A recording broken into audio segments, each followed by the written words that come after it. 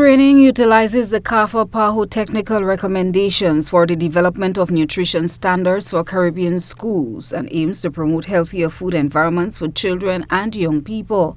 Health officials note that chronic non-communicable diseases continue to rank among the top 10 causes of death and illness in Grenada. According to Dr. Lydia George, obesity and overweight rates are increasing across the population, particularly among children, driven largely by unhealthy diets. She emphasized that the workshop provides a critical opportunity to deepen participants' understanding of technical nutrition guidelines, enhance practical skills in healthy meal planning and food safety, and clarify the roles of individuals involved in food preparation. Schools are central to shaping the food choices and health behaviors of our young people.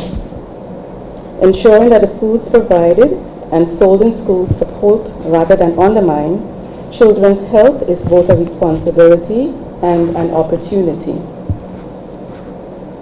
It is in this context that the Ministry of Health strongly supports the CAFA-PAHO technical recommendations for the development of nutrition standards for Caribbean schools.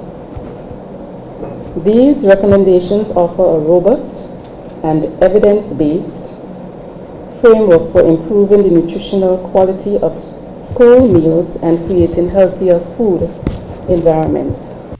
Chief Executive Officer of the Grenada Food and Nutrition Council, Lydia Brown, highlighted the importance of limiting children's access to unhealthy foods during school hours. She noted that doing so would significantly reduce their overall intake and support healthier habits.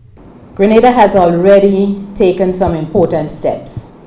In 2016, our cabinet approved the school nutrition policy, developed in collaboration with many of the sectors represented here today. Let us reflect on where we are in implementing that policy 9 years later.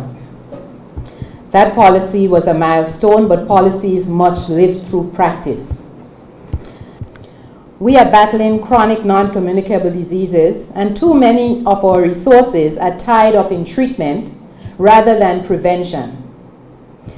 If we act decisively now, in another 10 years, we could redirect resources towards health maintenance, stronger systems and innovative approaches, upscale services in schools and communities instead of fighting preventable illnesses. Abigail Caleb, representative from the Caribbean Public Health Agency, CAFA, outlined the priority focus areas for the workshop, explaining that the training will conclude with the development of draft documents to guide the creation of Grenada's own national nutrition guidelines for schools.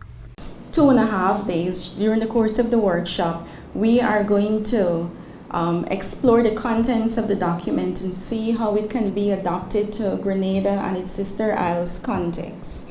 So we're going to examine each of the components such as recommendations for energy and nutrient intake for school-age children, recommendations for prepackaged, processed, and ultra-processed foods to determine whether or not they should be sold or served within our schools, criteria for meals prepared from fresh foods and mixed ingredients, considerations for food safety, hygiene, media, marketing, sponsorship, multi-sectoral engagement, as well as to clearly define the roles of key stakeholders within the school food environment. The initiative forms part of a wider regional push to address rising childhood obesity and ensure school environments support better nutrition and long-term health.